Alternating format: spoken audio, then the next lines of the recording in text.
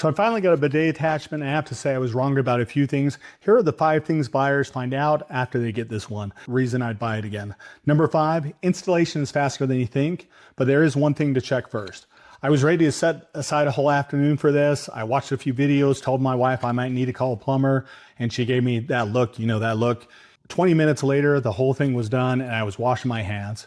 Here's what you need to do. Remove the toilet seat bolts, slide the attachment between the seat and the bowl, reattach the seat, then connect the included stainless steel hose to your toilet's water supply. That's it. No drilling, no electrician, no tools besides a hand. One thing you want to check first is whether you have a 1-piece or a 2-piece toilet. This water lace is designed for a 2-piece toilet. That's what most American toilets are anyways. But just check before you order so you don't find out the hard way after it's already in your bathroom. But number 4 is something I generally did not expect, and it will change how you think about your whole setup. Number 4, the seat gap problem is real, and this one actually solves it for you. Here's something most people looking to get bidet attachments don't think about. Whether you put the attachment between the toilet seat and the bowl, it raises the back of the seat. On some attachment, that gap is big enough for the seat to tilt forward, and the whole thing feels a little bit wobbly, and water can spray right through the gap onto the floor. Not ideal, and that's where a lot of people that have issues with these complain about it. This water lace is only 0.24 inches thick. That's about as slim as a bidet attachment gets. The profile stays so flat that your seat sits near level after installation with no tilt, no gap. And I noticed the first thing as I sat down, there was no weird angle, no rocking around. I felt like a normal toilet seat with extra features in it. If you've been nervous about the seat gap issue, that's the reason why this one's worth your attention. Go ahead and add it to your cart now so you don't forget about it. Because number 3 is the one that most people skip right past when they're looking at the listing for it. Number 3. There are 2 nozzles and they do different things. Most people see a dual nozzle in the product title and they assume that it just means 2 spray points at the same spot. It doesn't. The water lace has a rear wash nozzle and a separate feminine wash nozzle, and they are positioned at different angles for different jobs, obviously. The control dial on the right side lets you switch between them. You start at the first position for the rear wash and turn further for the feminine wash.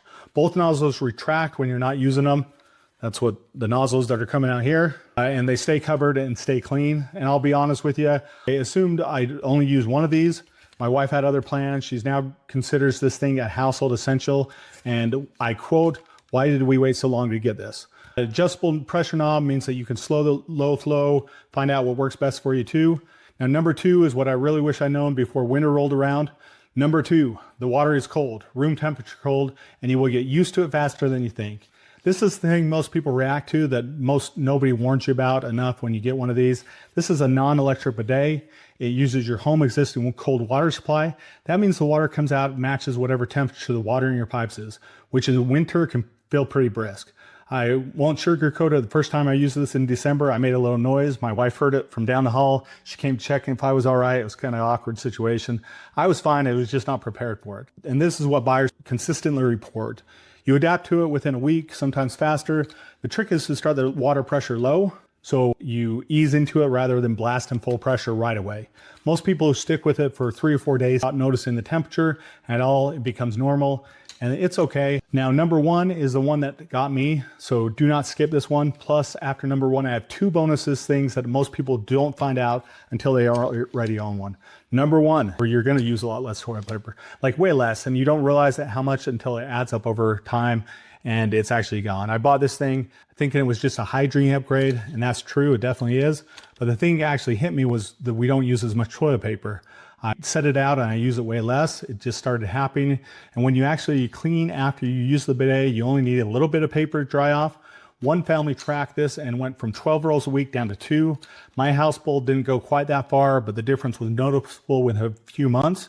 And here's why that matters more than it sounds. Toilet paper, the cost adds up, right? The cost to clog the toilet, constant restocking, and water lace hooks directly to your water line and uses a small amount of water, no electricity, no ongoing cost beyond what you already pay for water. I was skeptical that would change anything about how our bathroom ran day to day, but I was wrong. The hygiene part is better, and the toilet paper pile up under the sink stop disappearing every week. If number 1 sold you like it sold me, add this to your cart now, don't put it off. Now, bonus number 1, turn the pressure down before and after you use it. That small tip makes a real difference. When you lower the water pressure before turning the bidet off, the water drains downward through the nozzle instead of sitting in it. That's how the self-cleaning function actually works.